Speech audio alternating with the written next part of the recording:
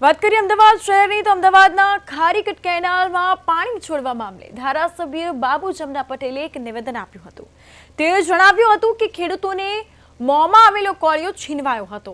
2 ના 4 વર્ષ રાહ જોઈ છતાં કામગીરી પૂર્ણ ન થઈ ત્યારે ખેડૂતો ક્યાં સુધી રાહ જુએ। કામગીરીમાં કોન્ટ્રાક્ટરોએ વિલંબ કર્યો છે, જેને કારણે ખેડૂતો હાલ પરેશાન છે। ખેડૂતોને સહાય પણ નથી મળી। પાણી માટે સિંચાઈ વિભાગને રજૂઆત કરી હતી અને પાણી આપ્યું છે। મારે જ્યાં વાત કરવાની હતી મેં ત્યાં કરી છે। ખેડૂતોને પાણી મળ્યું છે। સમયસર કામ પૂર્ણ કર્યું હોત તો આજે આ વિવાદ ના થયો હોત। આ અંગે વધુમાં શું કહ્યું તે સાંભળીએ। ચોમાસામાં છેલ્લે વરસાદ એવો પડ્યો કે મોંમાં કોળિયો ખેડૂતનો જતો રહ્યો। જે જે ડાંગર લેવાની હતી, વાઢવાની હતી, કોઈએ વાઢી, કોઈએ લીધી, ઉપર વરસાદ પડ્યો એટલે કહેવાનો ભાવ છે કે મોંમાં આવેલો કોળિયોનો ખીચવાઈ ગયો।